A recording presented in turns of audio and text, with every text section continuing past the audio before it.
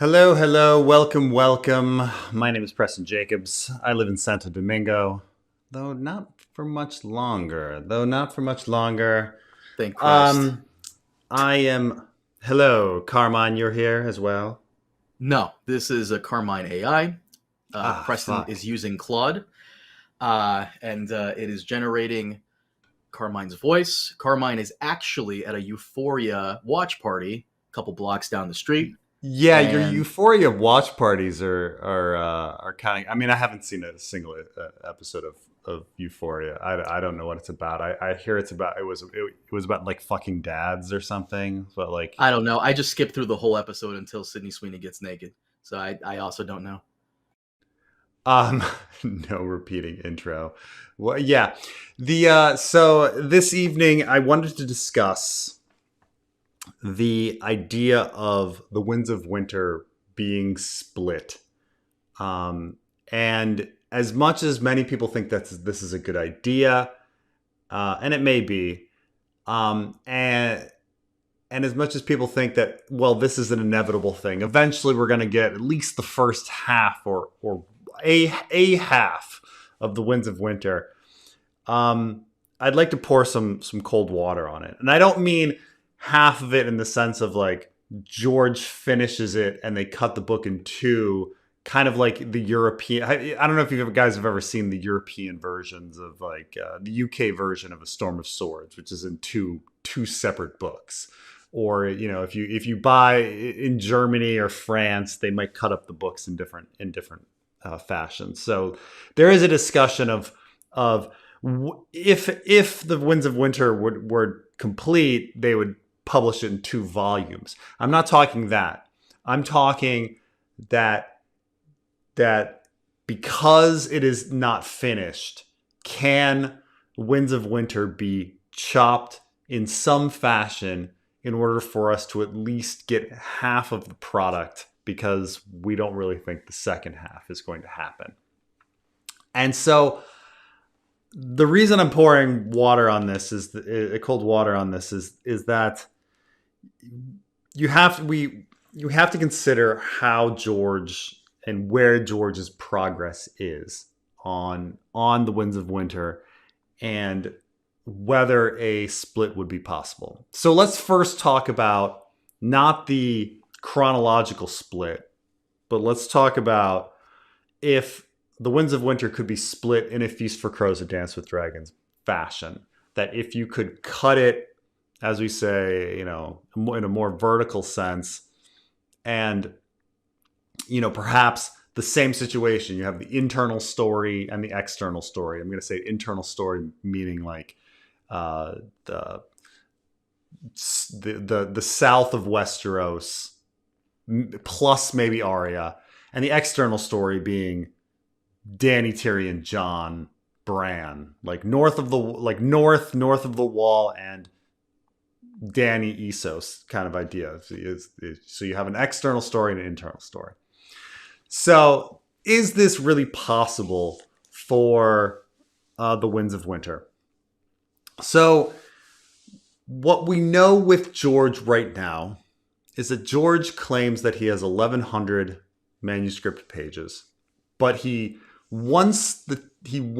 thinking that this is going to be a really big book, the biggest book, and that it could be as many as a Dance with Dragons was 415,000 words. That this could be a book upwards of 500,000 words. And so you got to remember, when he says like I have 1,100 manuscript pages, what that means is I have 300,000 words, and the finish line is something like 450,000 to 500,000 words for the Winds of Winter. Tall order, right? By comparison, Dance with Dragons was 415,000 words. A Feast for Crows was about 300,000 words. So when George says he has 1,100 manuscript pages, that's a Feast for Crows. That, like, why can't he just publish something? And part of this is what George claims that he has kind of done. George has said that he's made a lot of progress on Tyrion. In 2002, George had an interview where he said he had a lot of Tyrion chapters, that he wanted to do one, that he'd had trouble on this second to last Tyrion chapter. He had to finish the second to last Tyrion chapter and maybe do one more. But he said he had a lot of Tyrion. And so you have to ask yourself, like, what does a lot of Tyrion mean? You know? Does it mean as many chapters as A Dance with Dragons? Because if we're talking as many Tyrion chapters as A Dance with Dragons, that's 75,000 words. Maybe he's not talking that much, but still, like, is he talking? I would not call 4 Tyrion chapters a lot. I would not call 6 a lot. I could see, like, he gets into the 8 and 9. Maybe I could say that that's a lot of chapters, you know. But the point being, he's clearly written about, of this 300,000 word amount, a huge chunk of it, 50,000 plus words, are Tyrion. And we know, on top of this, that he's written a lot of the Battle of Fire. So you've got Victarion Barristan as well. And, you know, you just think, okay, maybe he has some Dany chapters too. Let's just, you know, say he has a couple. But you start realizing that he has about, you know, at least when he says I have 300,000 words, about 100,000 of those words are at least in the external story. Not to mention, you know, we could say external story. Like, what does he have in the north and stuff like that? The point being, the progress that he's made is probably, the majority of it is external story versus internal story. I mean, he has said that he's done a lot of Arya. He says he has enough for like a novella with Arya, which would mean 30,000 words. You know, 5 chapters or something with Arya. So, but the point is when he says I have 300,000 words, that's mostly external story. Now, that's important because if you think about this, if you were going to publish The Winds of Winter, and you had to publish one of them first, the external story versus the internal story, would you ever choose to publish the external story first and the internal story second? Think about that. Think about what The Winds of Winter needs to, where the plot needs to get. And so the external story is going to have things like bringing the dragons back to Westeros and the Wall and Bran and huge stuff with regards to, you know, whatever, Bran's crazy three-eyed raven plot, maybe the others going through the Wall, huge events. Dragons. You would never publish the external story first with all of that stuff and then be like, okay, later I'm going to have the internal story as a second bit, and it be, you know, the fall of King's Landing with Cersei and Jon Con. Like, that would be, you'd never do that. You would start with the smaller story in people's minds, the less epic story. Not that Jon Con and Cersei aren't great. I love them. But you would always do the internal story first and the external story second. And so, you know, not to mention, I think if people, you know, it would be kind of funny as well, though. I think people, again, would be disappointed, just like a lot of people were disappointed with The Feast for Crows, if George published the internal story and we got everybody's favorites, you know, Sam and Aaron and Cersei and Jon Con, and everybody's sitting there like, fuck, what's going on with like Jon at the Wall and Dany with her dragons? And it's like, sorry, you know, I'm not going to do that again, you know. So I just don't see a vertical split happening at all. Like, it's just, that's not where his progress is. His progress has been stated to be in the external story mainly. Anyway, Carmine, what do you think? He's got to split it. It's got to be 2 books. There's no other way. There's No, no he other does. shot. It's not that I don't think that, like, when both would, if both weren't finished, they would make it in 2 volumes. That's what I'm specifically saying. Not that I'm saying split to publish one early. Yeah, no, that's got to be done. It's got to be Winds of Winter, then A Dream of Spring, then A Time of Wolves. He meanders too much. You doing this fanfic has really kind of opened my eyes of what like it's possible if you don't just bullshit on a chapter for a long period of time, sitting on your hands like you did. Like again, I always say this: your Davos one somehow managed to do more in one. Your Davos one managed to do more in one chapter than his in 3 in Dance. Like, how is that fucking possible? Well, Yeah, I mean, sure, and yeah, I mean, when you read something like the Ariane chapters, or like the sample chapters with Ariane or the sample chapters with what's the Tyrion, thing? What's the they thing they people don't were go saying in the anywhere. comments about the Yeah. Ariane chapter? Like, damn, Preston, get to the point. And you're like, guys, this is George, it's not me. That's true. So what Carmine is talking about is when doing the fanfic chapters, I also, just read and narrated the George's sample chapters, and some people were fooled and thought that some of George's sample chapters were fanfic chapters, and some of the comments on the Ariane stuff is like, what are you doing? This was a pointless chapter. Why would you write this? And it's like, it wasn't me. That was George. We've But discussed this several times. I've mentioned it multiple times, but Elio did an interview a couple years ago at this point where he said what's giving George sleepless nights is that he's trying to finish Winds of Winter to where when it's done, only one book is left. That's just not possible. And frankly, I did a video where this other YouTube channel a while back, they went to some kind of like Sanderson Con and they met an author there, and the author was like, yeah, George is pretty much done with it. I messaged that author privately and he explained himself. It was kind of a fake news thing. He believes George is done because George has over like 1,000 manuscript pages or whatever, which in his mind is how much you can fit on a book. Like before you can't close it anymore. Technically, it's like he believes it's done. That's fair. It sounds like it is, or it sounds like something's done. right. But this is has the to big be thing split. is that, like, George cares too, like, yeah, I've saw that interview where he said, "Oh, I have 1,100 pages," and the other author was like, "Oh, so you're done? Just cut it off, print." George could never do that. Like, George could never, like, not have some sort of thematic closure to his story. He couldn't just cut it off. Maybe some other author could just cut off stuff and be like, "All right, see you in the next book." Not George. He would need thematic closure if to something. Someone asked you a good question, Preston. Do you think you can finish the books with just 2, Winds fanfic and Dream fanfic? I mean,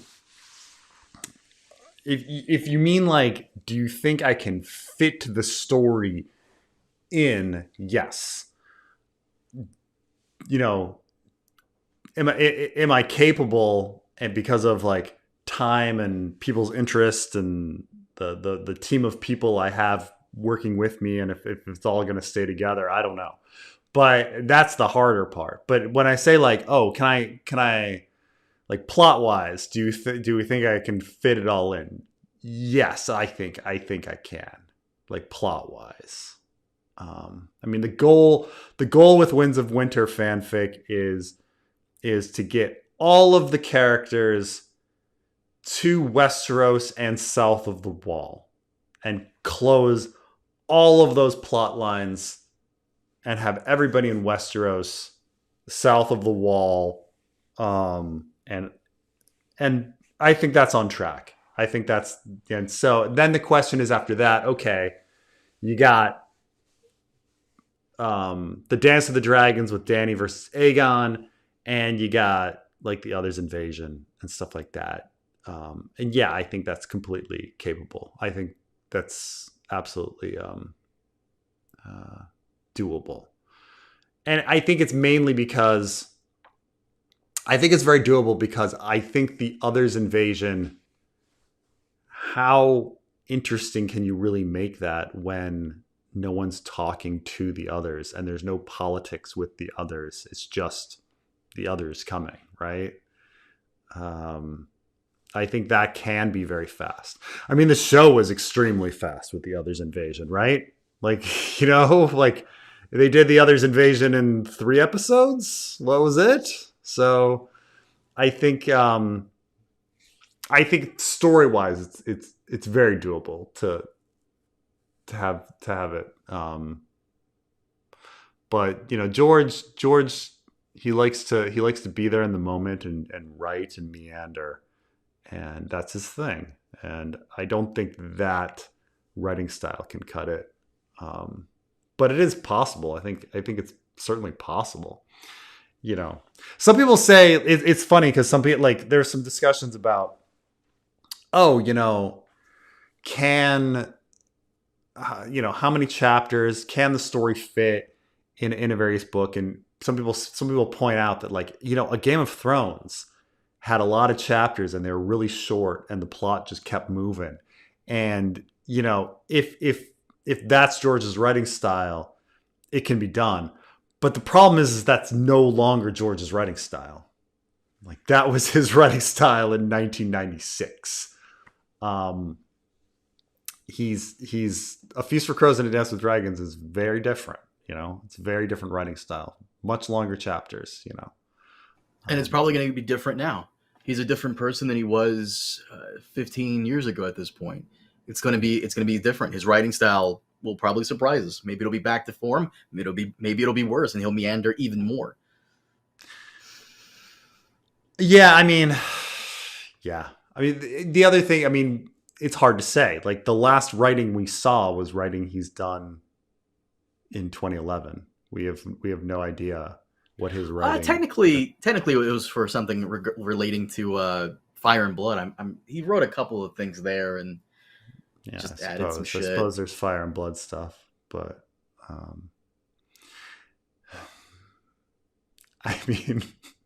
here's now I'm talking about, like, the different parts of Fire and Blood. Okay, so Fire and Blood, I've said this before. He wrote Princess and the Queen first, way back in, when was Dangerous Women published?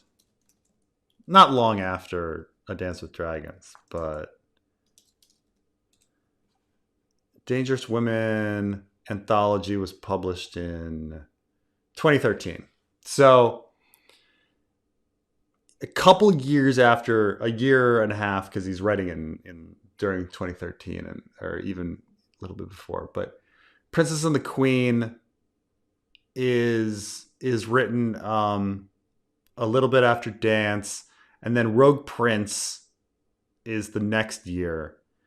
And Rogue Prince is more meandering than Princess and the Queen. Princess and the Queen is a whole bunch of shit happens. And then he has more room to breathe in Rogue Prince. And then Sons of the Dragon is after that. And so when he put together Fire and Blood, he essentially had about a little less than half of, and then he had to write, like, Aegon's invasion stuff for the World of Ice and Fire. And so he had these pieces. And so he says, okay, all I really need to do is expand out Aegon a little bit and write Jaehaerys. And throw on maybe some stuff at the very end post Princess and the Queen. When you think, if you read Fire and Blood, like, what are the most meandering parts? Definitely Jaehaerys and the post Dance with the Dragons, where it's just like random fucking stories, right? Like random stories about Alyssa Farman and her eggs and Corlys Velarion's voyages and the Oakenfist and things like that. Like, so you could even use the example of Fire and Blood to say that, like, his writing style became more meandering even with Fire and Blood. It's certainly not as concise as Princess and the Queen, where a lot of fucking shit happens in a very small amount of space. And then, you know, it starts it's What's frustrating about that is, by the way, another story in Fire and Blood that I really like. It's later on than what we've covered so far, but Samantha Tarley and what goes on there, challenging the faith, like stuff like that is really fun. Alyssa Farman, that's really fun. You it's love these fun. little like short stories, and you just wish the homeboy would be like, okay, guys, I don't want to write wins, but how about I put out every month one short story on my blog that takes place in Yeah, yeah. Westeros. Do something, motherfucker. Do something. God damn. Just fucking do something. I mean, It's that lack of hunger. do you think, Tyrion jousting on the deck of the ship, like, do you think that's fun? Like, that's fun. Yeah, but that involves like a main Ice and Fire character. I'm talking about like random ass characters that like one thing that you and Trey pointed out about the Mm. Dunk's mysterious arch nemesis that plagues Westeros throughout most of their life. The three men in the pig, the Oh yeah, mask, the hawk, the you know what I'm talking about? the hawk, the rat, and the pig.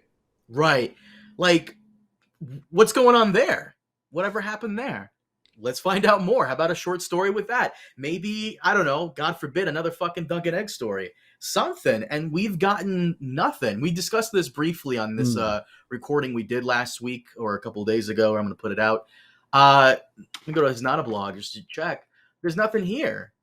It's gotten so bad to the point that his minions are writing more on his own blog than he is.